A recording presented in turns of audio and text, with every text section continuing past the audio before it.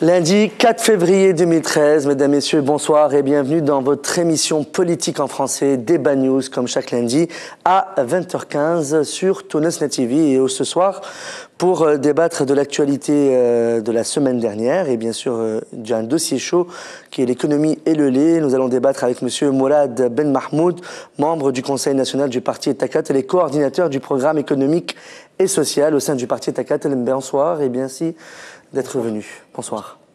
Et en face de M. Mourad, M. Laïf Lakhwa, membre du bureau politique du parti Jumhuri. Bonsoir. Bonsoir. Merci d'avoir accepté notre invitation. Merci.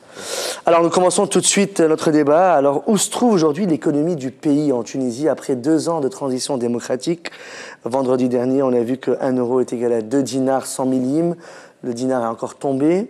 Qu'est-ce qui se passe? Ce que je pourrais vous dire que quand on voit les chiffres de l'économie tunisienne en 2012, on ne devrait pas être aussi inquiet que ça. Pour préparer en fait, cette émission, et maintenant on a en fait, le résultat, on a un recul sur toute l'année 2012, et on voit que l'économie a progressé de 3%, ce qui n'est pas une bonne chose, ce n'est pas excellent, ce n'est pas la relance, c'est loin de l'être, mais devant une économie mondiale qui a progressé de 3,2%. La Tunisie n'a progressé que de 3%, mais vu où elle était avec des chiffres négatifs l'année d'avant, et vu les circonstances sociales, sécuritaires du pays, on peut dire qu'on ne devrait pas s'aggraver, on ne devrait pas avoir en fait cette manière de voir alarmiste, aussi alarmiste que ça sur le plan économique. Par contre, sur le plan sécuritaire et social, oui, on pourra en parler.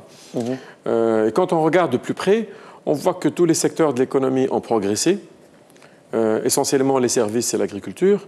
Pour l'industrie aussi, ça a progressé, à part quelques secteurs qui sont touchés de plein fouet par l'économie européenne et ce qui se passe en Europe. Je vous rappelle que la plupart des pays européens sont maintenant en récession. Donc, quand vous voyez l'industrie du textile et habillement, du cuir et de la chaussure faire avoir une baisse de 1%, c'est vrai que c'est dramatique pour la Tunisie, mais on peut dire qu'on est quand même en train de sauver les meubles, relativement. On peut dire qu'il ne faut pas... Le coup fatal à l'économie tunisienne a été porté en 2008, avec la vraie crise économique de 2008. Et là, la Tunisie a commencé à reprendre des chiffres à partir de là. D'un autre côté, quand on voit, par exemple, ce qui a donné, au fait, cet alarmisme qu'on voit, c'est que les gens se posent la question, est-ce qu'il y a assez de liquidité? Est-ce qu'il y a assez d'investissements? Les investissements étrangers réalisés, pas les intentions, réalisés en 2012, ont progressé de 85% par rapport à 2011. C'est formidable tout ça, quand on entend tout ça. Sauf si on veut mettre en doute les chiffres. Monsieur Laïf, vous êtes d'accord avec les propos de Monsieur Mourad? Exactement. Monsieur Mourad, il vient de mentionner le mot-clé sur lequel je voulais insister exactement. Il a dit si on est d'accord sur les chiffres.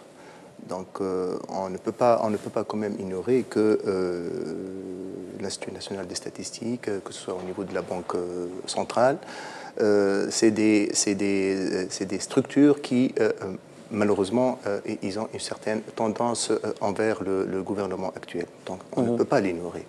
Donc, les chiffres qui en découlent, franchement, moi, personnellement, je peux les mettre en doute. Et j'ai le droit de les mettre en doute. Donc, lorsque M. Mourad il dit que c'est à 2-3% de progression, c'est ça? De croissance. Franchement, bon, je ne sais pas. C'est-à-dire que j'hésite à dire que c'est ça. Si l'économie se portait bien en ce moment, il n'y aurait pas de problème d'emploi, je pense. Donc là, autre chose qui est très importante, je viens d'entendre, ça fait 2 ou 3 jours, sans parler que je pourrais même citer des exemples que je connais, des gens que je connais. On parle dans un journal télévisé et on mentionne que les salaires pourront être déboursés pour ce mois-ci. Donc en Tunisie, on n'a jamais eu ce genre de réflexion. Jamais on se présente au niveau des informations locales et on dit que c'est bon, le gouverneur de la Banque centrale, il peut affirmer que les salaires peuvent être déboursés pour ce mois-ci. D'autant plus que je connais pas mal de monde, peut-être que c'était un truc ponctuel, oui, peut-être, qui exactement se sont présentés au niveau de la Poste pour récupérer leur retraite. C'était des retraités et ils ont été, enfin, on leur a refusé ça sous réserve qu'il n'y a pas de fonds disponibles pour cette journée. Oui, c'est vrai. C'est-à-dire qu'ils sont revenus le lendemain, ils ont pu récupérer. Grosso modo, qu'a fait le gouvernement à ce jour? On voit que Takatel, ils sont membres de la Troïka, ils font partie de la Troïka, ils n'ont rien fait. Qu'est-ce qu'ils ont fait? Qu'est-ce que le gouvernement a fait pour l'économie du pays? Là franchement, quand vous me dites que Takatel il est membre de la Troïka, oui, Takatel il est membre de la Troïka, mais Takatel ne peut absolument rien faire. Pas seulement Takatel, mais le CPR. C'est-à-dire que ceux qui se sont alignés avec Nahda ne peuvent absolument rien faire. L'exemple du ministre des Finances, la politique de Takatel, je ne sais pas, et M. Mourad, sûrement, il est au courant de la politique de Takatel vis-à-vis l'aspect financier, enfin le programme de Takatel vis-à-vis l'aspect financier. Il est totalement contre. Le programme de Takatel ne s'adhère pas au programme qui a été dicté par Nahda. Mais pourquoi ça lie alors à Nahda? Donc voilà, exactement, c'est la question qu'on se pose. C'est une contradiction. Pourquoi est-ce qu'on a accepté? Est-ce que ne serait-ce stratégie politique? Exactement, c'est peut-être pas stratégie politique, je ne sais pas. Mais là, il y a des principes, il y a des valeurs sur lesquelles je ne pense pas qu'un parti démocrate, socialiste, tel que Takatel, d'opposition aussi. D'opposition, actuellement il n'est pas d'opposition, mais je ne pense pas qu'un parti démocrate, socialiste, qui a des valeurs démocrates et socialistes, et qui pourrait adhérer à ce genre d'ultralibéralisme tel que dicté par Nahda. Est-ce que je peux vous dire que Takatel a un programme qui est social-démocrate et qui est de centre-gauche? Oui. Et donc, chez Takatel, c'est l'égalité, c'est l'équité sociale et fiscale qui est, au fait, la ligne directrice de son programme et l'économie sociale de marché, disons. C'est l'économie de marché, mais avec un aspect social. Et avec un rôle important pour l'État comme étant un rôle régulateur pour l'État. Donc, est-ce qu'avec cette politique-là, est-ce qu'on essaie de la mettre en place? C'est vrai, l'alliance se fait avec un parti libéral. Le parti Nahda est un parti libéral. Le parti Takatel est un parti de centre-gauche sur le plan économique. Et aussi sur plein d'autres aspects. Même politique, il est toujours de centre-gauche. Donc, le parti a pris la décision. Oui. C'est une décision de mettre la main à la pâte. On a nos programmes, on a débattu avec les autres partis de cette troïka pour imposer certains aspects. On pourrait dire que le résultat actuel, quel est dans ce magma de ce qui se passe, quelle est la quote-part des bonnes choses faites par Takatel et les quote-part des mauvaises choses pas faites par Takatel. Il faudra probablement... c'est difficile de le voir et de le faire, mais le fait d'avoir voulu le faire et accepter au fait d'être dans cette position très délicate et très difficile pour Takatel comme étant un parti de centre-gauche qui prône l'équité fiscale. Au gouvernement. Voilà. Je ne suis pas là donc pour défendre. Je ne suis pas là pour défendre un programme de gouvernement ou pour défendre des réalisations d'une manière démagogique, mais devant l'alarmisme qu'on voit parfois exagéré sur le plan économique. Mais le peuple a la raison de s'alarmer. Parfois. Non, mais c'est très bien. C'est très bien que les gens s'occupent et s'intéressent aux aspects économiques des choses et qu'ils soient pointueux. Ça, on ne l'avait pas avant.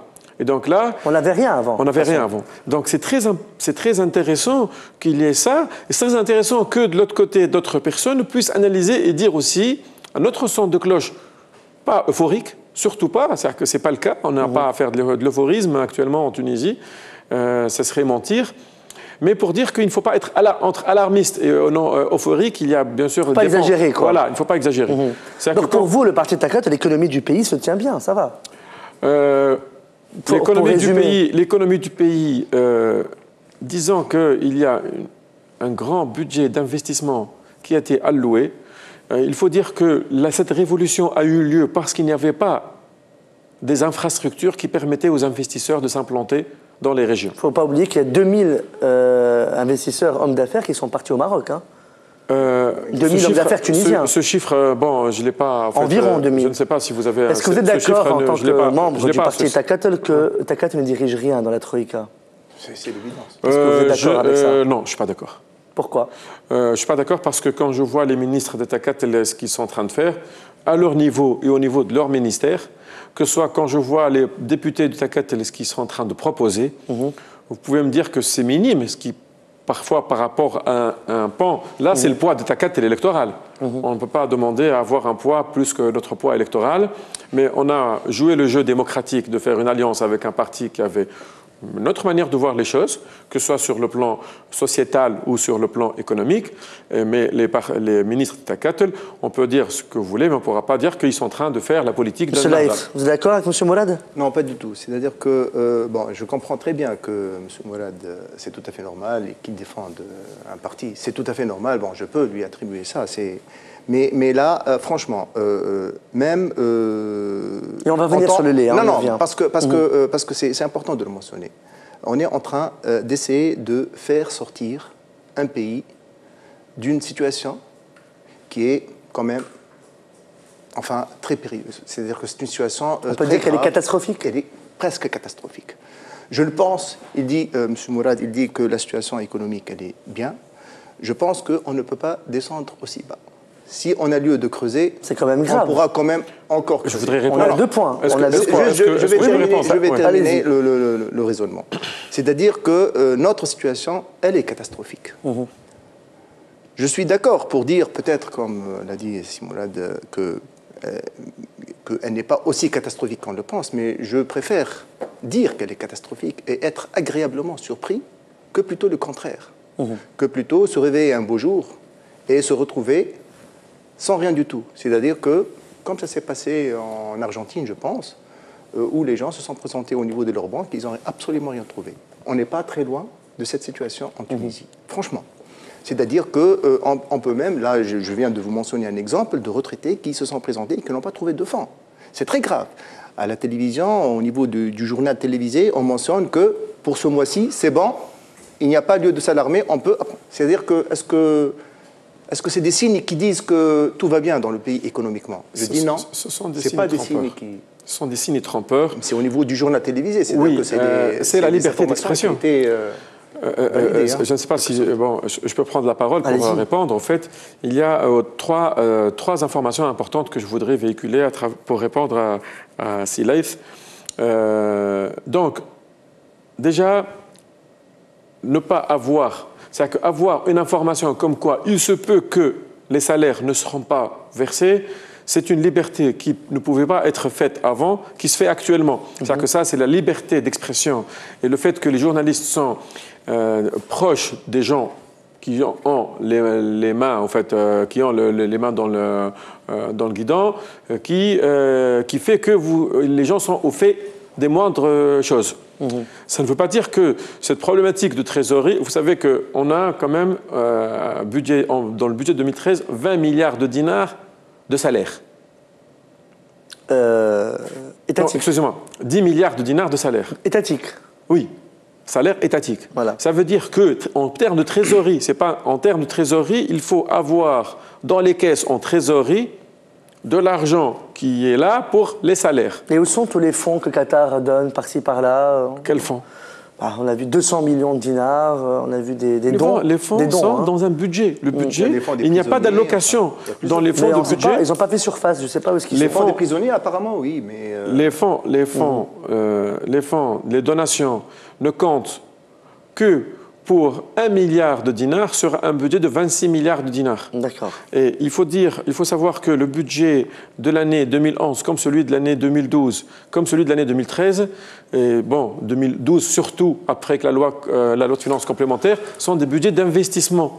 Donc, en fait, pourquoi il y a eu la révolution? Parce qu'il n'y avait pas assez d'investissement public dans les infrastructures. Ce gouvernement a pris le pari de lancer ces investissements publics. Bien sûr, il a déséquilibré les finances parce que c'est très facile de collecter l'impôt, de payer les salaires. collecter l'impôt, payer les salaires, mais rien ne change par ailleurs. On a 3 ou 4 réalisations qui se font par crédit, et les réalisations, on les fait là où les gens les voient le plus. C'est des échangeurs, une maison de la culture, et point, basta. Après, il n'y a plus rien. Là, c'est un gouvernement qui a essayé de faire un plan plus participatif, hein, avec une tournée dans les régions. Vous êtes d'accord avec la loi des finances qui est passée? Vous êtes favorable à la loi des finances? Le parti Takatel? Oui. Non. Vous êtes contre? Non, et je me suis exprimé sur plusieurs antennes pour dire que le parti avait des... Parce qu'on a des points qu'on a voulu insérer, qui n'ont pas été insérés. C'est-à-dire que des mesures social-démocrates et qui ne coûtent pas cher. Et surtout que le poids des salaires est devenu assez lourd sur le budget de l'État. C'est ça le point le plus important. Structurellement... Pourtant, les salaires sont faibles dans le pays. Oui, mais il ne faudrait pas avoir des plans. Les plans d'embauche dans le secteur public sont beaucoup plus ambitieux que ce que le pays puisse accepter et résorber. Je voudrais juste revenir sur quand même un point, enfin 2 points importants. Donc, M. Mourad, il a dit que au niveau du gouvernement actuel, Takatel peut changer quelque chose. Donc là, on remarque franchement, et d'après les 2 exemples déjà qu'on a donnés, Takatel n'a rien pu changer aux décisions du gouvernement, ne serait-ce que je prends le dernier exemple de la loi de finances. Jamais. On a, à un certain moment, on a évoqué, on a dit qu'autrefois, on n'avait rien du tout. Je dis que ce n'est pas vrai. C'est-à-dire que je ne défends pas l'ancien système, au contraire. C'est-à-dire que lorsque je reviens aux anciennes lois de finances qu'on a pu faire passer auparavant, la loi de finances prenait, je ne sais pas, vous me corrigez, Mourad, elle prenait pratiquement 1 semaine à 15 jours de discussion avant le vote de la loi de finances. Donc cette loi de finances, laquelle si Mourad est en train de parler, elle a été votée en une demi-journée, en une après-midi. A-t-on vu une loi de finances qui est approuvée et votée en une après-midi? Franchement, moi ça me fait sourire ça. Parce que je me demande comment une loi de finances... Vous n'êtes pas d'accord? Je ne suis pas d'accord. Non? Dites-moi. Pourquoi? Les discussions sur la loi de finances ont pris 10 jours. Non, les discussions. L'adoption de la loi de finances, l'adoption de la loi de finances, elle a été votée en une après-midi. Les votes, autrefois, le fait de voter, il prenait pratiquement plus d'1 semaine. Cet épisode, au fait, de l'avis de l'Assemblée nationale constituante, je l'ai bien vécu avec nos équipes du programme de Takatel. Nous avions participé dès octobre à faire des propositions. Sinon, les propositions, ils peuvent durer même 2 mois. C'est pas ça le problème. Non, attendez, je ne parle pas de propositions. Des propositions au niveau du Conseil des ministres qui ont été prises en charge, qui ont été prises en compte. Par exemple, le fait que c'est une proposition de Takatel, que le droit de timbre, au fait, qui allait augmenter, on a réduit cette augmentation de droit de timbre et on l'a remplacé par une petite redevance de 2 dinars ou 2 dinars 500 par passager dans les aéroports tunisiens. Et c'est toujours dans une logique d'équité fiscale, pour que ça ne soit pas seulement les résidents tunisiens qui payent, mais toute personne, même les touristes et même les non-résidents qui payent un petit montant, mais qui ramènent en fait la même chose que cette augmentation. Bon, d'autres choses ne sont pas passées et on s'est exprimé à travers les médias aussi, nos députés aussi sont exprimés, que ce soit au niveau de l'Assemblée, pour dire ce qu'ils pensent. Il faut aussi faire une séparation. Le parti et ses députés ont une vision. Le gouvernement a une vision, c'est pas le gouvernement de Takatel, c'est le gouvernement où Takatel est en train d'agir. Oui, mais l'action de Takatel n'a jamais apporté quoi que ce soit. C'est ça. Je ne le pense pas et je ne suis pas. Non, c'est-à-dire que je ne suis pas. Je suis en train de voir le contraire. Je suis en train de voir le contraire. À quel niveau Takatel a pu avoir gain de cause avec NAV? Quand je vois les discussions sociales, les négociations sociales au niveau du ministère des Affaires étrangères, donnez-moi un seul exemple où Takatel il a pu changer quoi que ce soit dans les décisions prises par le gouvernement de NAV. Toutes les volte-face que vous voyez sur la chaîne publique du parti Nahda sont le fait de discussions et de dialogue entre les partis de la Troïka. Parfois, il y a des décisions qui sont prises d'une manière spontanée et impulsive. Et là, après écoute, il y a des rétractations de la part de ce parti. Même les décisions, une fois prises, elles sont critiquées par des membres du bureau politique de Takatel, ou bien même des membres des députés de Takatel, mais après coup. C'est-à-dire que, pour montrer qu'en fait, il n'y a aucune décision qui a été prise en tenant compte... Tout ça pour dire que Narda dirige toute seule et c'est tout. Narda qui dirige. Bon, elle a la coquille des démocrates, des socialistes, pour exactement apparaître avec cette coquille démocrate-socialiste pour couvrir certaines choses. On y reviendra par rapport au remaniement ministériel, par rapport dans notre deuxième volet. On va revenir sur un dossier assez chaud quand même, M. Laïf, le lait.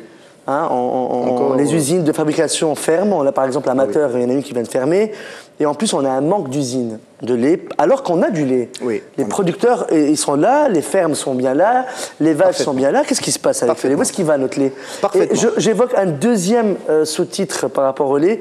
C'est que selon certaines infos qu'on a, certaines sources, on dit qu'il y a un échange entre lait et armes au niveau de la frontière tuniso-libyenne.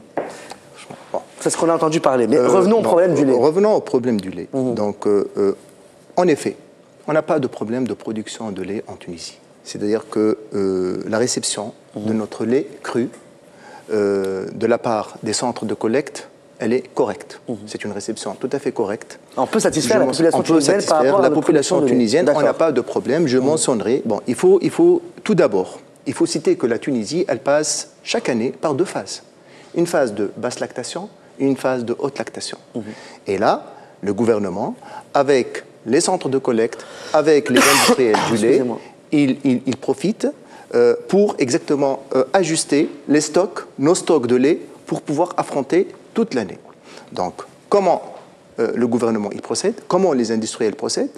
Donc, pendant la phase de haute lactation, on constitue notre stock pour que, c'est très simple, pour que pendant la phase de basse lactation, on sauve le stock et on peut combler les défaillances et les qu'est-ce qui s'est passé dans ce gouvernement actuel? En fait, chaque année, on procède de la même manière, on n'avait pas de problème. Par contre, là, on a eu un problème. Donc, on va essayer d'expliquer pourquoi on a eu ce problème.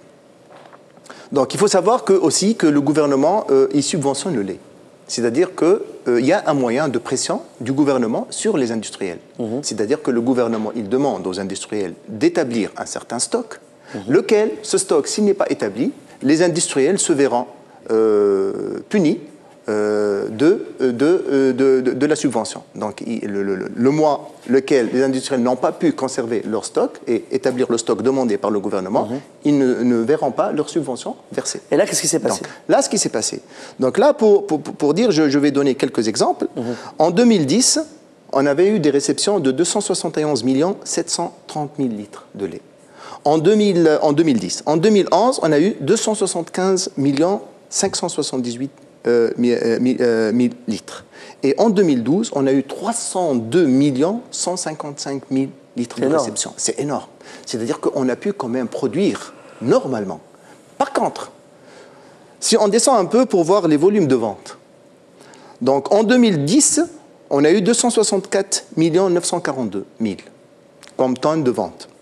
En 2011, on a eu 279 906, soit une évolution de 5,6%. Et en 2012, on a eu 299 416, presque 300 millions de ventes de litres de lait. C'est-à-dire que nos ventes, ils ont explosé. Donc, pourquoi on n'a pas de lait? Exactement. On s'est demandé, normalement, lorsqu'on termine l'année, vers le mois de juin, juillet, je dirais, c'est-à-dire que là où on va entrer petit à petit dans la phase de basse lactation. Normalement, on devrait attaquer avec un stock qui normalement se situerait dans les 21 millions de litres de lait par industrie, par centre. Et le gouvernement devrait mettre la pression sur les industriels pour que ces industriels ne puissent vendre qu'ils ne dépasseraient pas les 800 000, 1 million de litres de lait par jour. Là, le gouvernement n'a pas pu exactement utiliser cette carte de pression pour inciter les industriels à conserver leur stock. Donc, il a libéré les ventes. Donc, ça a été libéré, d'accord. Donc, les ventes, ils ont été libérées. Les industriels ont pu vendre à leur guise les quantités qu'ils veulent. Donc, du coup, on se retrouve avec un stock. On est arrivé au mois de septembre avec un stock très minime, un stock dérisoire, lequel il a posé la pénurie du lait. Voilà. Et le ministère de l'Agriculture a fait venir du lait d'Espagne, je pense. Exactement. Voilà. Et le ministère. Mais là, avant d'en arriver à l'importation du lait, donc je veux mentionner quand même un point qui est important. Le lait. Pourquoi les industriels, pourquoi nos ventes, ils ont explosé? Spécifiquement pour cette année. Pourquoi les ventes, ils ont explosé? En 2011, le marché, il était demandeur, parce qu'il y avait la crise de la Libye. Juste, je vais mentionner la crise de la Libye. On avait des camions remplis de lait qui allaient en Libye. C'est-à-dire qu'il y avait ce problème en 2011, on avait ce problème déjà. Mais le ministère de l'Agriculture, il a pu bloquer, exactement en mentionnant cette carte de pression de stock, pour exactement inciter les industriels à conserver leur stock. Lorsqu'on a libéralisé les ventes pour cette année 2012, les grossistes ont pris énormément de lait. Et il faut mentionner que le lait en Libye, il est presque, le litre de lait en Libye, il est presque à 2,5 fois plus cher qu'en Tunisie. Donc les grossistes, ce qu'ils font en fait, ils prennent du lait, ils le stockent et ils l'exportent en Libye avec du marché, c'est un marché noir, c'est un marché parallèle, c'est pas un marché, c'est-à-dire qu'il ne passe pas la douane normalement. Enfin voilà, exactement. Donc des fois on attrape, donc on médiatise et tout ça. Mais c'est-à-dire que le gouvernement, pour moi, il a fait 2 fautes. Bon, une erreur sur laquelle on peut critiquer, et une erreur, je pourrais dire que c'est une erreur qui n'est pas très imputable au gouvernement. C'est un gouvernement qui n'est peut-être pas mature aussi. C'est exactement ça. C'est-à-dire que c'est un gouvernement qui ne connaît pas les rouages de l'administration tunisienne. Là, je pense que vous allez répondre sur ça. Là, c'est très important de le mentionner, et d'ailleurs, je vais donner quelques autres exemples. D'accord. Mais on va peut-être donner la parole à M. Voilà. Mourad aussi. Juste, je termine pendant 15 secondes. D'accord. Donc, le lait, en fait, il s'est retrouvé en Libye. Notre lait, il s'est retrouvé en Libye.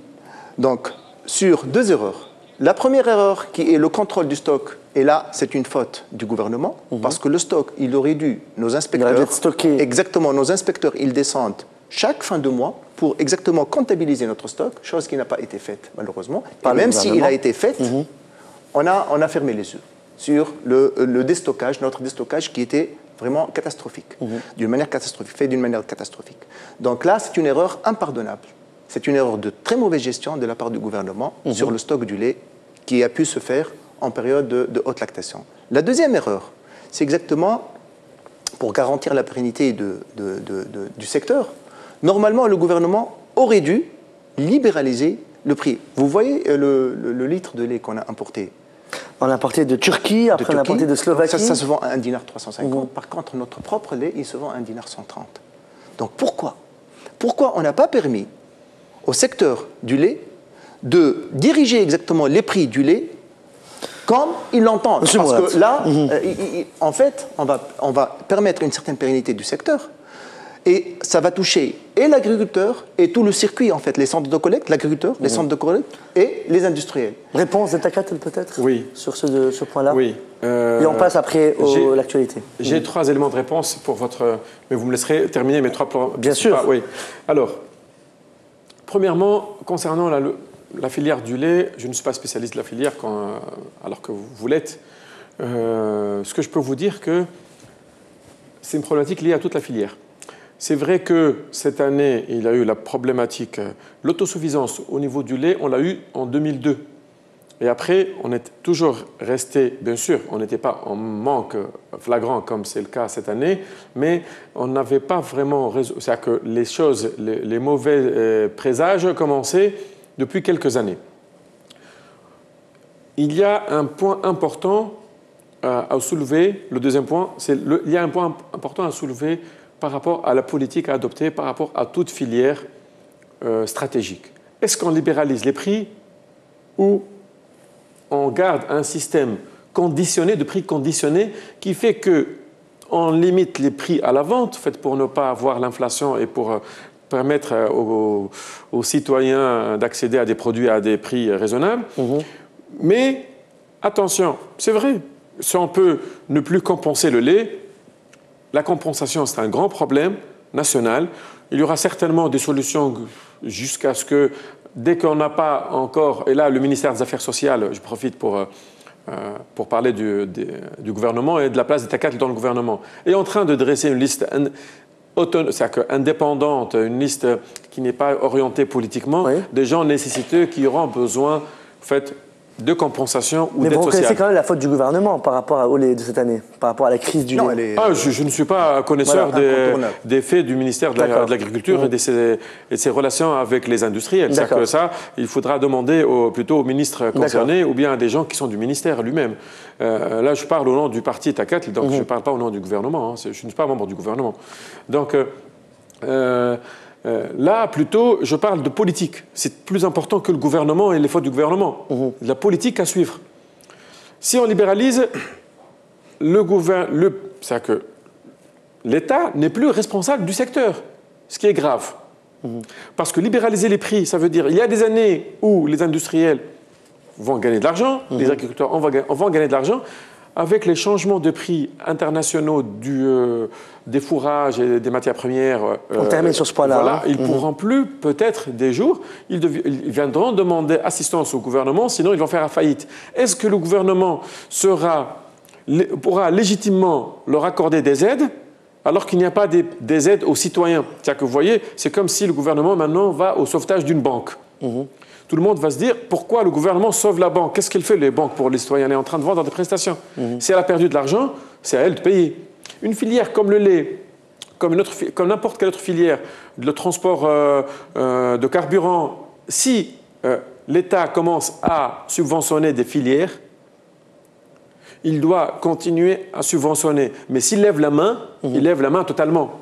Et s'il lève la main totalement, comme ça a été demandé aussi par plusieurs agriculteurs. Surtout, moi, j'ai vécu des débats, même assez lointains dans le temps, où les agriculteurs demandaient pour les céréaliers surtout les années où il y avait de bons prix à l'international. Pourquoi nous n'arrivons pas à vendre aux prix internationaux?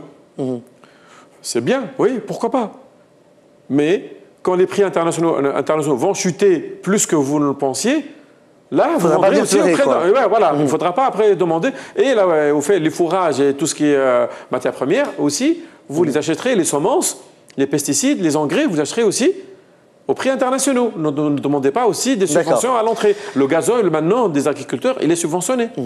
Ou bien on lève les subventions, ou bien on les garde. Je voudrais juste... On termine sur ce point-là et on passe à l'actualité. Juste 10 secondes. Juste, je voulais revenir un peu sur la remarque lorsque je parlais de libéralisation du secteur laitier, ce n'est pas n'importe quel produit. C'est-à-dire que moi, je vise un secteur sur lequel, actuellement, il y a des risques énormes de contrebande, il y a des risques énormes de trafic. Donc là, je voudrais que ce secteur soit libéralisé pour exactement, bien sûr, certes, qu'il y aura un contrôle du gouvernement sur le lait, c'est-à-dire qu'on aura un prix qu'on ne peut pas dépasser, 1,5 $, enfin je dis n'importe quoi, mais que ce circuit soit libéralisé, que ce secteur soit libéralisé pour exactement éviter à ce qu'on soit dans les mêmes situations catastrophiques que cette année, étant donné que même notre lait, le lait qu'on importe, il est plus cher que le lait local. Pourquoi? Est-ce que, et même du point de vue qualité... Même les céréales aussi, ce qu'on importe, c'est plus cher que le lait. Moi, actuellement, je parle du lait et je voudrais franchement trouver une solution au secteur laitier. Et là, c'est une solution qu'on propose, c'est une solution qui est que Jumhuri propose. C'est exactement de donner cette libéralisation du secteur laitier, les secteurs qui sont exactement menacés. Voilà pour le lait, on essaiera, j'espère que le gouvernement va regarder l'émission par rapport à vos propositions, Jumhuri. Je reviens vers Takatal. Quelle est votre réaction? Là, on passe au deuxième volet, à l'actualité de la semaine dernière. Quelle est votre réaction, quel est votre sentiment par rapport à l'alliance qu'il y a eu entre le Massal, Jumhuri, l'Unité de Tunis et le Front populaire? Qu'est-ce que vous en pensez de cette alliance? On est très content que les partis puissent se regrouper sur des bases qu'on espère solides. Et pourquoi vous espérez? Qu'est-ce que vous espérez? Parce qu'on n'a pas encore de visu public sur les contenus de ces alliances, ni sur le programme qui sera présenté aux électeurs et le fait, la vision stratégique de cette union pour conduire le pays si jamais, par exemple, elle gagne aux élections. Donc, de toute manière, Takat, c'est un parti centriste, c'est un parti qui est là pour... qui a toujours milité pour l'ouverture, en fait, que ce soit du gouvernement ou, là, maintenant, le dialogue national. C'est pour mettre tout le monde autour de la même table. Là, le fait que plusieurs composantes se regroupent et que les poids soient encore plus forts et que les unions seront plus faciles que les désunions, parce que quand on se réunit autour d'une même table, autant être 7 à 8 qu'être à 20 à 30, Et là, ça ne peut être qu'une bonne démarche pour en fait, la stabilité politique du pays. Et la Troïka, d'ailleurs, on l'a entendu à plusieurs reprises, ne veulent pas s'asseoir avec Zinedine Tounes. Ça, on n'a pas Non, c'est pas vrai. Takatel n'a pas de problème avec n'importe quel parti Nahda du pays. SPR, oui. Nahda, c'est leur problème. Vous pouvez inviter quelqu'un de Nahda qui vous parlera de Nahda. Moi, je vous parle de Takatel. Takatel a participé au débat national dans sa première version organisée par le JTT, la centrale syndicale. C'est vrai que les deux autres partis qui composent la Troïka ont boycotté ce débat. Takatel n'a pas hésité une seconde. Il a même été très actif. Et là, Takatel est très actif pour que le débat, l'initiative du JTT du débat national soit remis sur la table et qu'il y ait un vrai débat national en dehors de tout clivage partisan. Très bien.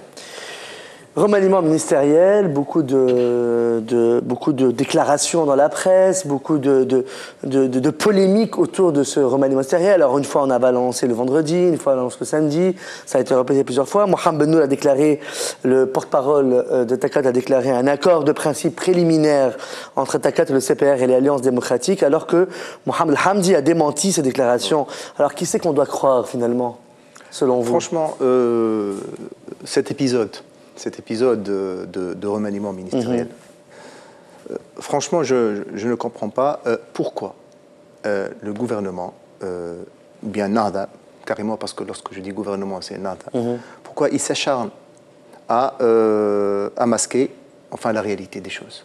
Donc, pourquoi cet épisode il est en train de durer depuis des mois? On a vu aussi Lotfi Zitoun qui a démissionné, mais le président du parti Nahda, Rachid Ghanouchi, a refusé sa démission. Rafiq al-Islam qui quitte le ministère des Affaires étrangères, mais qui ne veut pas quitter le gouvernement. Certains disent que c'est Samir Dilo qui va prendre le ministère des Affaires étrangères, Mohamed Abou le ministère de la Justice. Donc, franchement, c'est un épisode qui a trop duré. Et je vois, et enfin tous les Tunisiens voient, que le gouvernement, il est très embarrassé. Le chef de gouvernement, c'est Hamad chef du gouvernement provisoire, c'est Hamad Jbeli. Il est vraiment dans l'embarras. Il est très, très embarrassé. Et il ne trouve plus quoi dire. La preuve qu'il a parlé, il a discuté à plusieurs reprises. Il a dit ce qu'il pensait, mais franchement, on ne trouve pas de justificatif aux actes et à ce qui se passe actuellement.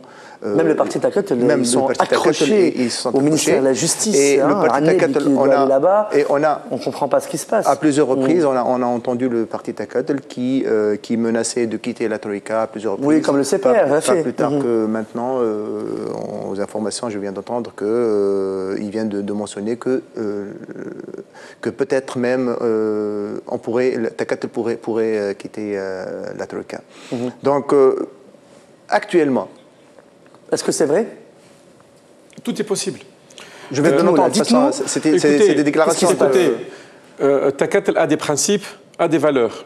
Il a accédé à un gouvernement, il a participé, il s'est engagé positivement pour le bien du pays quand il y avait un score dans les élections. Est-ce que le gouvernement a échoué, selon vous? Attendez. Vite fait, est-ce que la Troïka a échoué après 2 ans de transition démocratique? Le gouvernement actuellement, oui. Non. Il n'a pas échoué. Il n'a pas échoué. Alors, continue. Je vais vous montrer, je vais vous dire qu'est-ce qui s'est passé et s'il continue comme ça, il va échouer. Mais là, actuellement, c'est que... Vous n'êtes pas du même avis, je pense. Attendez, écoutez. Allez-y. Je ne suis pas en train de défendre le gouvernement, il n'a pas réussi. Vous m'avez dit, est-ce qu'il a échoué? Il n'a pas échoué, mais je ne dirais pas qu'il a réussi. D'accord. Nuance. Écoutez, Takat a accédé à un gouvernement d'union nationale qu'il a appelé de toute sa volonté, que les autres partis n'ont pas voulu voir ni entendre parler au 23 octobre 2011, aux premières élections historiques de ce pays.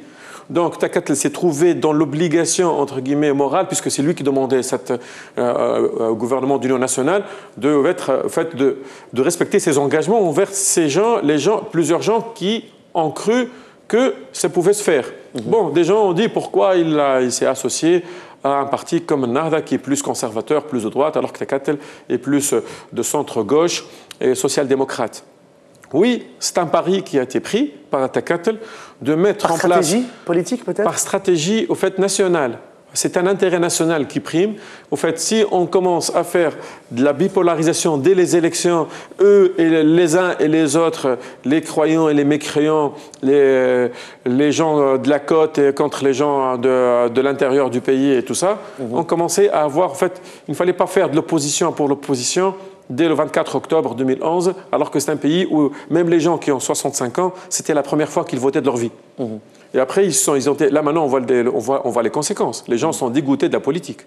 En fait, moi, j'espère que les prochaines élections, il y aura des électeurs qui feront la queue comme ils l'ont fait au 23 octobre. Mais vous êtes confiant pour les prochaines élections? Là, justement. Actuellement, tout ce qui est en train de se faire actuellement. Vous me parlez du remaniement ministériel. Oui. Tous ces épisodes, c'est vrai, il y a beaucoup d'épisodes. Tout ça, c'est pour préparer un parterre pour les élections.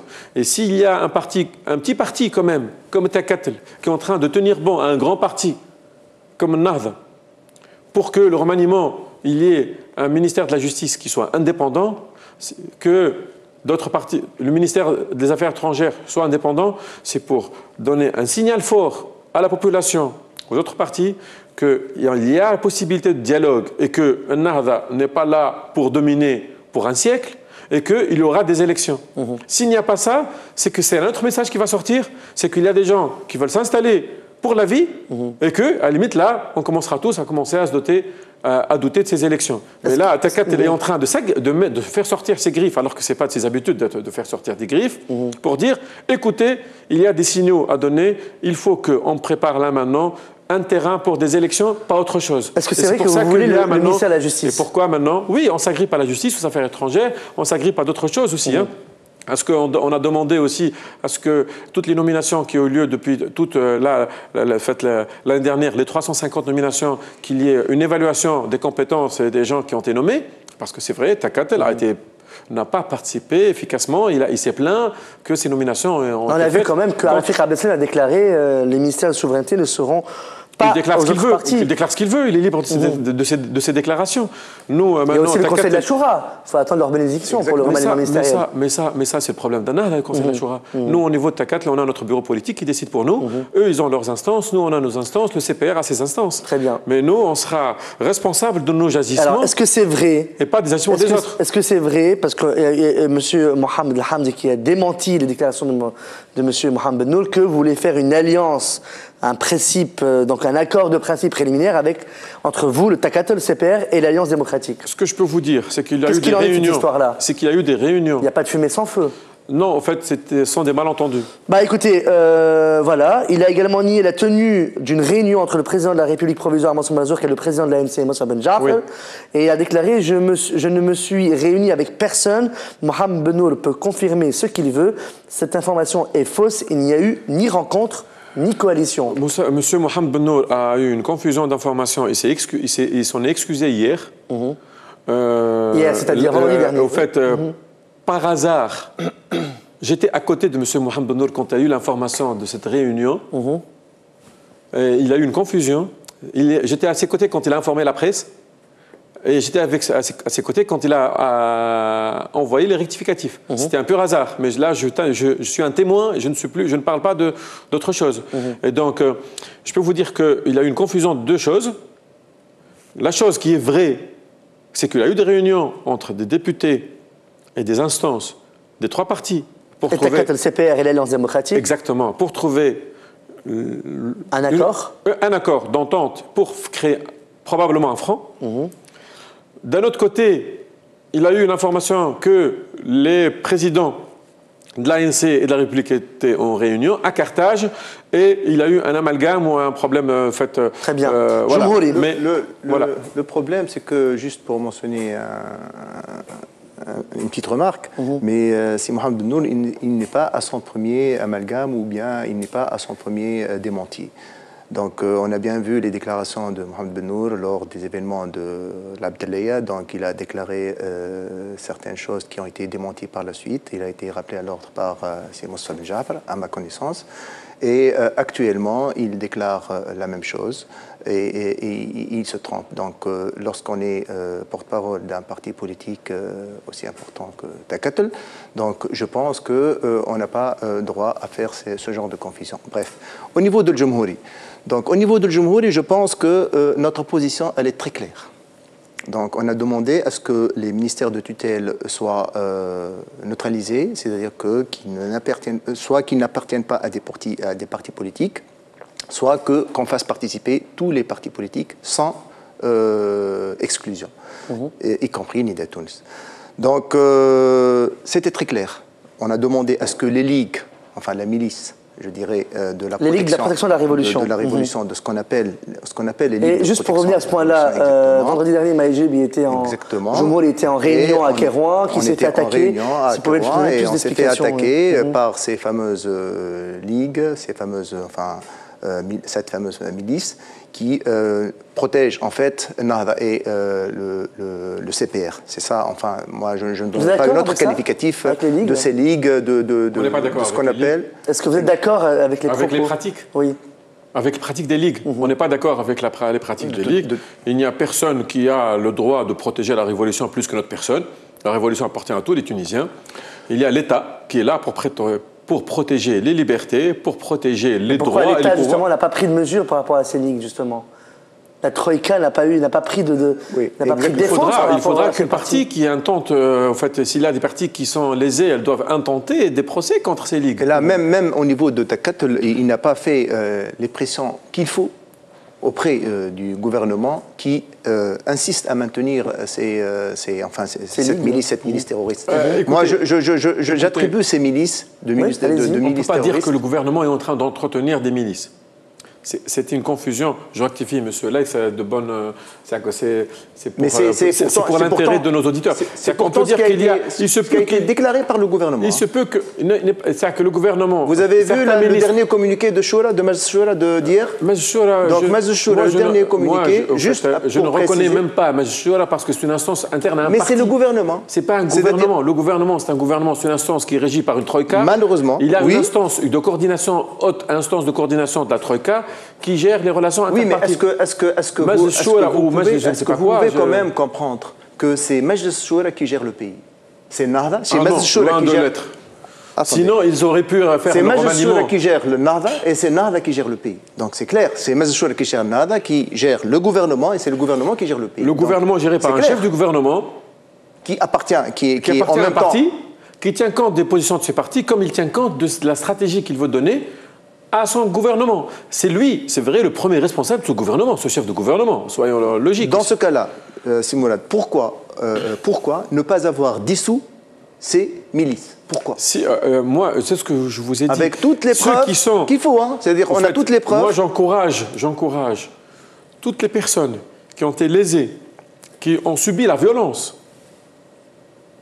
C'est une violence. Il y a eu quand même de la violence. Bien sûr, qui ont subi la violence. On a vu la mort de M. Lotfinal. D'aller jusqu'au bout. C'est tout. Et là, quand vous me dites pourquoi vous accrochez au ministère de la Justice... qui a été brutalisé d'une manière incroyable. Et après, vous me demandez pourquoi Takatel tient au ministère de la Justice.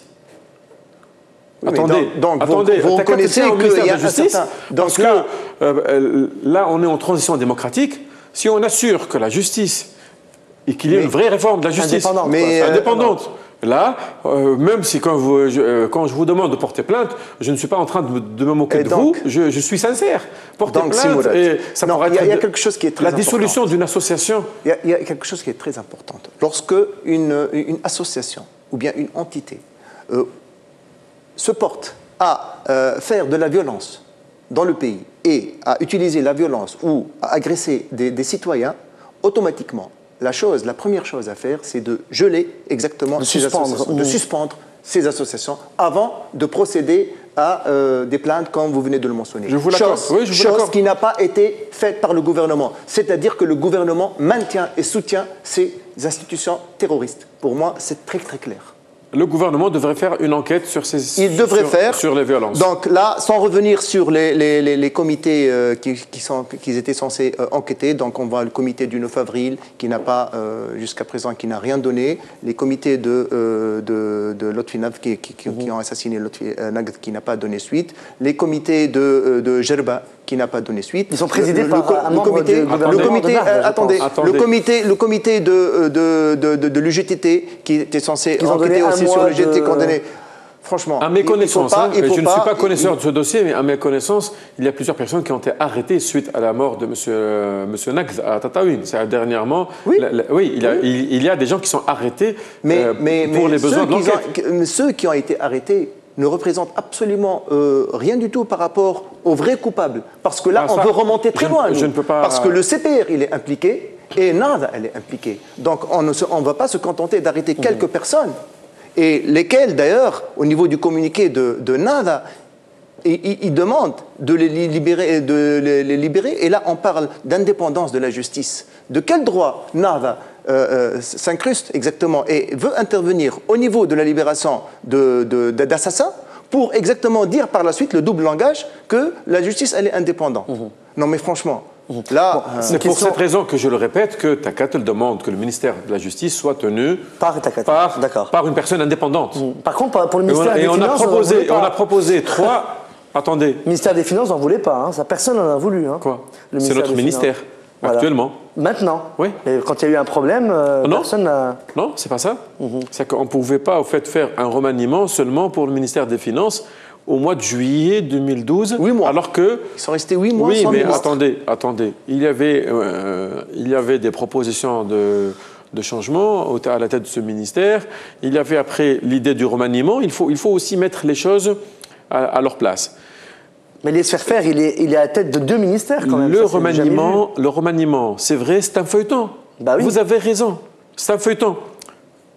Ce n'est pas Takatel qui en est coupable.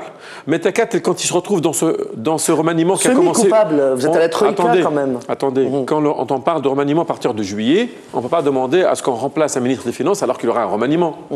Et donc, on ne peut pas surtout pas... Un remaniement, on peut attendre un remaniement au bout d'1 mois, mais pas au bout de 8 mois. Oui, mais on ne peut pas aussi demander à un ministre des Finances, un ministre du Tourisme, par exemple, de quitter le ministère du Tourisme en pleine saison touristique pour qu'il rejoigne un autre ministère. On ne peut pas aussi faire seulement une nomination d'un seul ministre alors qu'il n'y avait pas un accord sur la nature de la coalition pour le pouvoir. Écoutez, le remaniement, ce n'est pas seulement un problème de gouvernement.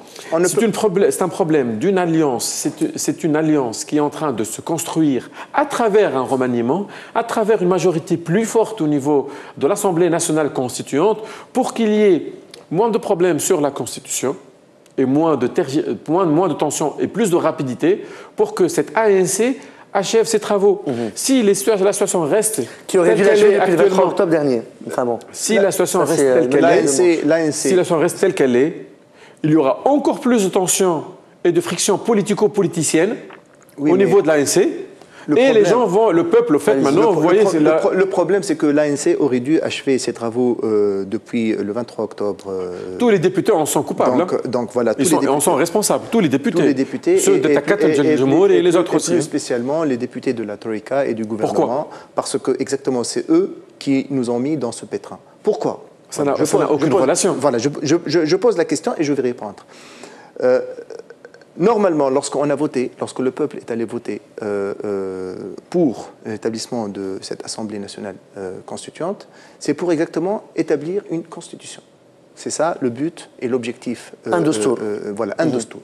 Donc, une constitution pour le pays. Donc, nous, on s'est retrouvés avec des élections pour l'établissement d'une constitution qui a été détournée pour avoir le pouvoir. Et ce pouvoir qui risque de durer éternellement parce qu'on n'a pas mentionné des délais et des échéances. Laquelle chose que le Jumhouri actuellement a demandé. Le Jumhouri, il a demandé, à part l'établissement de la neutralisation des ministres de tutelle, exactement de donner des échéances sur éventuellement les élections, sur la date à laquelle on va terminer la Constitution et éventuellement l'établissement... Si on demandait à votre secrétaire général aujourd'hui, est-ce qu'elle a une proposition de date, Elle vous dira que je suis incapable de proposer une date tant que la LISI n'est pas encore constituée. Non, Maya Jribi, non. Au niveau de Jumhouri, je suis désolé. Est-ce que vous avez une date à proposer? Exactement, on a proposé une date. Apparemment, vous n'êtes pas au courant, mais on a proposé une date qui n'a pas été acceptée par la Troïka et par Nahda. Lorsqu'on a présenté la date, c'était au mois de septembre, je pense, et on a présenté la date du 14 janvier pour exactement établir... 14 janvier 2013. Oui, 2013. Alors qu'il n'y avait même pas une instance pour régir les élections, ni un code électoral. On avait demandé à ce qu'il y ait au mois de septembre l'établissement de cette ISI, parce qu'on pense aussi qu'il n'y a que l'ISI qui pourrait exactement définir cette date d'élection. Il n'y a ni la Troïka, ni le gouvernement de Nahda, ni personne, ni même l'ANC qui pourra déterminer la date des élections. Donc c'est à l'ISI de déterminer exactement cette date. Donc c'est la première raison laquelle on a appuyé, à laquelle on a vraiment insisté, c'est exactement de voter pour l'ISI, de donner naissance à cette ISI qui va nous permettre de faire des élections. Quel est votre sentiment par rapport à la demande de démission de Lotfi Zitoun, qui est le conseiller principal de Hamadi Jbeli? Qu'est-ce qui se passe? Pourquoi il a demandé à se faire virer du gouvernement Écoutez, ça c'est une question à adresser directement à M. Lotfi Zitoun. Quel est votre sentiment Je n'ai pas partagé avec lui une discussion parce que je n'ai pas de relation personnelle avec M. Zitoun. Comment vous l'analysez politiquement, cette décision de vouloir quitter, de démissionner? Il a donné des déclarations, il a dit qu'il n'était pas d'accord que le ministère de tutelle soit à l'opposition. Ça fait 1 mois ou 2 mois qu'il a dit aussi qu'il voulait repartir en Angleterre pour gérer ses affaires, qu'il ne voulait plus faire de la politique. Je crois que je l'ai entendu... en tout cas, j'ai reçu un écho de ce genre. Si après 2 mois de ça, la retombée, c'est une démission, peut-être que ce sont ses affaires personnelles aussi qui le poussent, ou bien sa position politique. Mais alors là, je ne peux pas vous dire plus. Je ne suis pas dans les confidences de M. Lotfi Zitoun. Vous pensez que c'est une perte pour la Troïka, la démission de Lotfi Zitoun? Pour la Troïka, non. Je ne crois pas que n'importe quel ministre soit une perte pour la Troïka, que ce soit lui ou quelqu'un d'autre. En fait, pour la Troïka, le plus important, c'est qu'il y ait une harmonie dans un gouvernement. Et si un gouvernement est harmonieux et qu'il arrive à organiser des élections le plus rapidement possible et assurer au fait qu'il y ait un nouvel enthousiasme et qu'un vrai dialogue s'instaure dans le pays et qu'on passe cette phase de transition dans de bonnes conditions, personne n'est indispensable et personne n'est aussi, au fait, ne porte le drapeau ou n'est aussi, au fait, un grand acquis aussi pour n'importe quel gouvernement. Par rapport à Lotfi Zitoun. Par rapport à Lotfi Zitoun, je pense qu'il a un peu devancer les décisions du gouvernement. Je pense que Lotfi Zitoun, de toutes les manières, il allait être démis de ses fonctions, quelles que soient les conditions. Donc, mais on a vu que le président de Nahda, Rachid Ghannouchi, a refusé sa démission, alors qu'il n'est pas membre du gouvernement. Donc il refuse une démission. Cette situation... Enfin, je fais un peu l'avocat du diable. Non, vous avez raison. Actuellement, il y a une scission, bon, tout le monde l'a remarqué, au sein de Nahda. Donc, Rachid Ghannouchi, le président de Nahda, donc il maintient son côté à lui, et Hamadi Jbeli, il veut aussi maintenir ses alliés. Donc là, Lotfi Zitoun, il est clair qu'il est du côté de Ghannouchi, donc automatiquement, et Jbeli, étant donné que c'est quelqu'un qui est un peu cartésien, je dirais, donc il a vu que Lotfi Zitoun n'était pas à sa place là où il est actuellement au gouvernement, donc il a préféré s'en séparer. C'est aussi simple que ça. Et l'autre, automatiquement, il a préféré partir avant qu'il ne soit démis de ses fonctions. C'est aussi simple que ça. Donc, mais actuellement, vous me dites que Rachid Ghannouchi, il veut le conserver à son poste, mais là réside exactement la problématique entre Jbeli et Ghannouchi. Donc c'est à partir de ce moment. C'est-à-dire que si Jbeli arrive à avoir gain de cause, donc il n'aura plus de place. Et si jamais Ghannouchi qui gagne, donc automatiquement on verra... Jumhouri, aujourd'hui, l'alliance, en tout cas, que vous avez fait avec le Massal, etc., quels sont les ministères que vous voulez? Franchement, quel ministère vous avez nous, besoin au niveau de Jumhouri, on ne demande aucun ministère. C'est clair.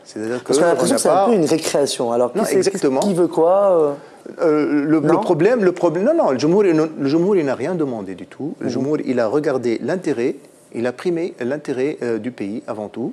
C'est-à-dire qu'il demande, on est en phase de période électorale, on est en phase d'élections qui vont venir et on est dans une situation, comme on l'a mentionné tout à l'heure, catastrophique. Donc pour sauver le pays, on a demandé à ce que les ministères, je rementionne, soient neutralisés, que les ministères de tutelle n'appartiennent à aucun parti, qu'on enlève toute agression, toute violence du pays, qui sont à travers ces ligues de protection de NAV, et que pratiquement, quand définit des dates électorales, des échéances, des feuilles de route. Donc, c'est-à-dire, et on n'a jamais, mais Jumhouri n'a jamais demandé à ce qu'il soit. Mais Takat, elle a demandé à avoir le ministère de la Justice, le ministère des Affaires étrangères. Et là réside la différence entre Takat et les Jumhouri d'ailleurs. Allez-y. Takat a demandé que le ministère de la Justice soit donné à une personne indépendante. Il a proposé 3 noms. Qui sont celui de M. Razil Ghrairi, Annebi aussi, de M. Annebi et de M. Trifi, qui est l'ancien directeur ou président de la Ligue des droits de l'homme.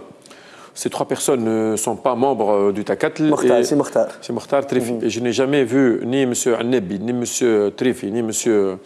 Ghrairi au sein de Takat de près ou de loin. Donc, mais Jumhouri, il est d'accord sur ça, hein. Non, il faut mentionner. Donc on est pour la neutralité. On cherche la neutralité et on cherche pas, on s'agriffe. C'est des personnes neutres, donc on est tout à fait d'accord sur ça. Il y a pas de on s'agriffe pour pas prendre les ministères, mais pour les rendre des ministères indépendants. On ne s'agriffe pas pour les avoir. Qu'est-ce que vous avez pour le ministère des Affaires étrangères? Vous avez pensé à qui? Takat, la mettre qui? Pareil comme pour le ministère. Je ne crois pas qu'il y ait eu. Je ne suis pas au courant, en tout cas à l'instant là, de propositions de noms qui ont fait par Takat pour le ministère des Affaires étrangères. Ce sont que ces 2 ministères que vous êtes intéressés, que par ces 2 ministères, ou il y a plusieurs autres? Écoutez. Dans ce remaniement, l'essentiel. Donc on voit pas le bout. L'essentiel, c'est l'élargissement, mais un élargissement qui soit dans le sens de l'ouverture et de la réussite de la transition démocratique. Ce n'est pas un élargissement, par exemple, pour mettre plus de violence, parce qu'il y a peut-être des Affaires étrangères ne sera pas. Peut-être qu'il y a des partis qui sont violents. D'après beaucoup de déclarations, c'est Samir Djilou qui sera là-bas. Écoutez. Est-ce que vous acceptez que c'est Samir Djilou? Ce n'est pas une question de personne. Écoutez. Samir Djilou fait à la limite, Takat serait prêt de laisser tous les ministères et de ne plus être partie de ce gouvernement si on trouve un gouvernement qui puisse réussir cette transition démocratique.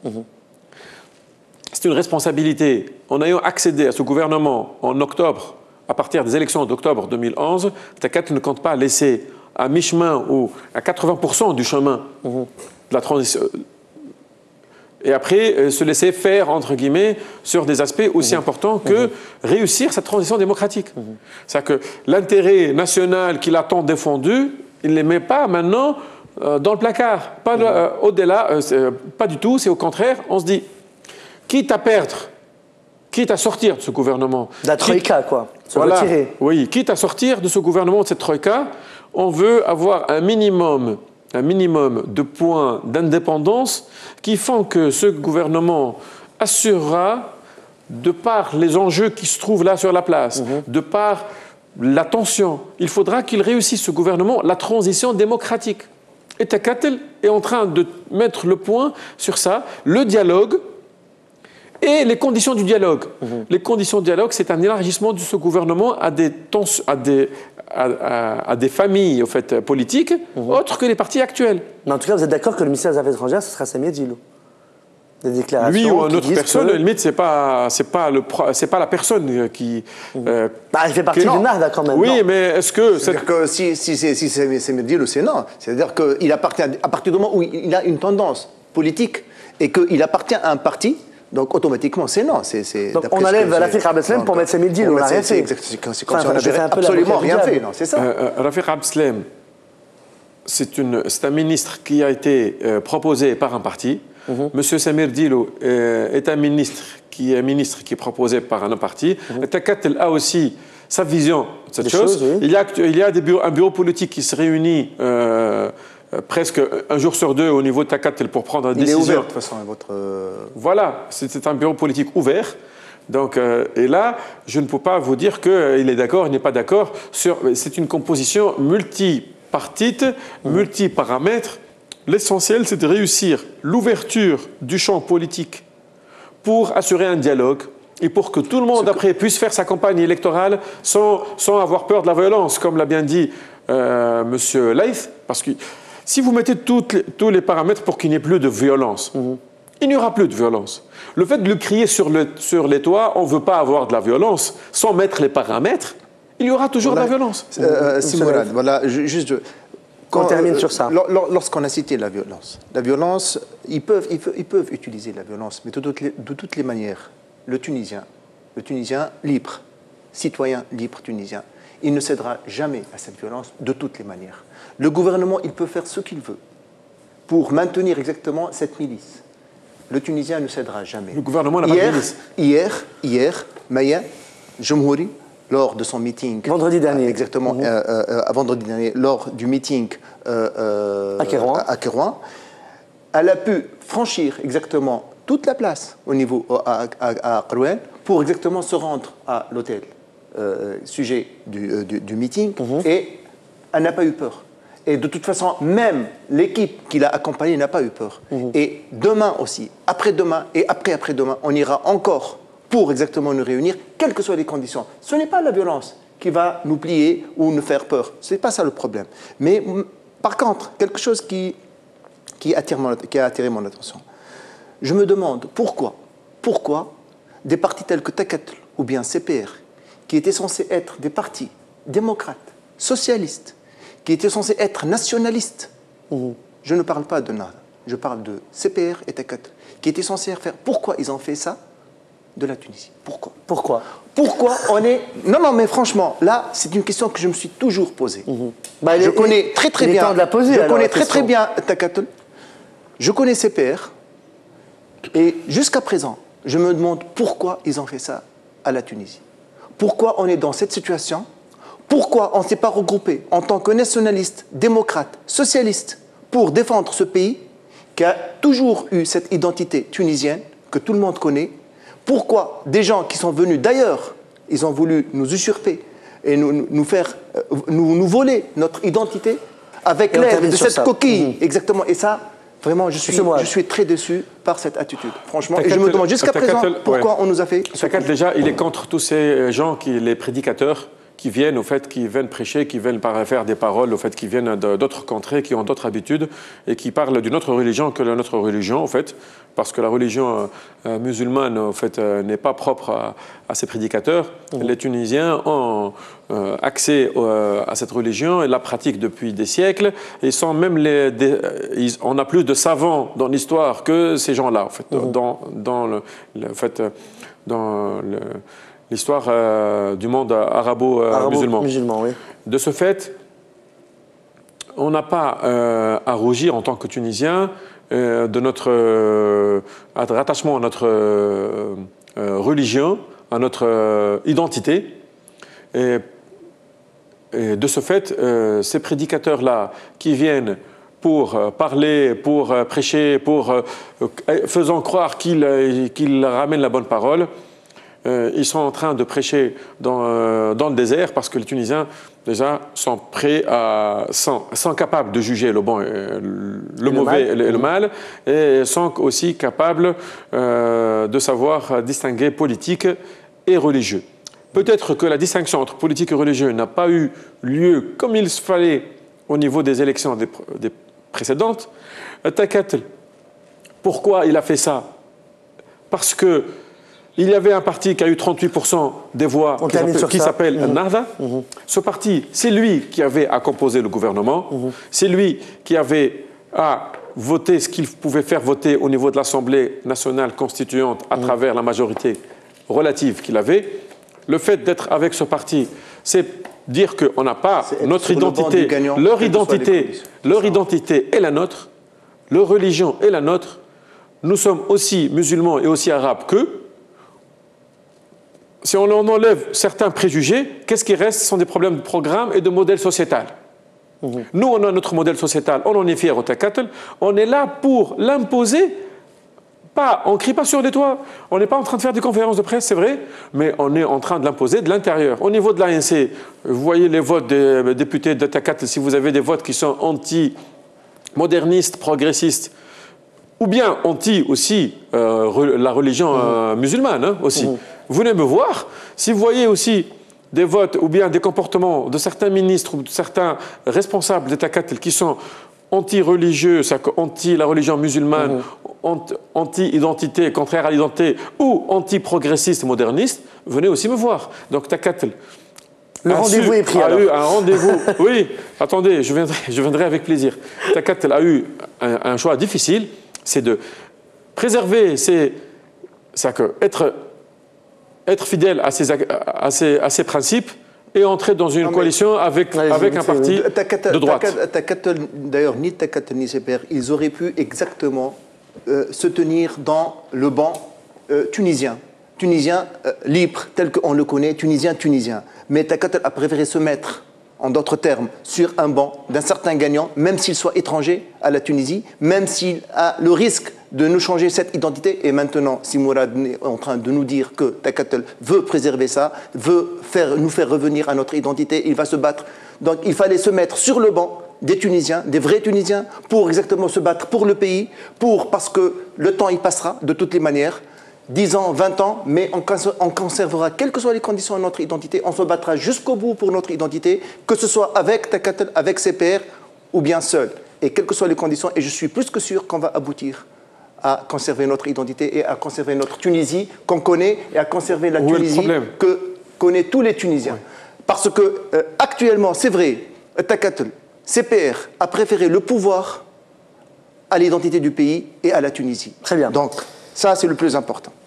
Moi, je dirais que si vous voulez, de l'extérieur, c'est-à-dire qu'en termes d'opposition, dans le camp de l'opposition, vous défendez l'identité tunisienne et nous, Takatel, le parti Takatel, au sein du gouvernement et au niveau de l'Assemblée nationale constituante, il continue aussi à travers ce comité de l'Assemblée nationale constituante tous les jours à défendre cette identité, on ne pourra que gagner. Merci beaucoup, c'est la fin de cette émission. On se retrouve lundi prochain à 20h15 sur la même chaîne, sur Tonesnet TV, pour un autre débat. On va débattre de l'actualité de la semaine dernière et sur des dossiers chauds. On verra le sujet de la semaine prochaine. Merci beaucoup, monsieur Mourad Ben Mahmoud, membre du Conseil national du parti Takatel et coordinateur du programme économique et social au sein du parti Takatel. Merci à vous. Et bien sûr, M. Laïth Lakhwa, membre du bureau politique du parti Jumoul. Et merci d'avoir accepté notre invitation. Au revoir tout le monde. Bonne fin de soirée sur Tonesnet TV. À lundi prochain.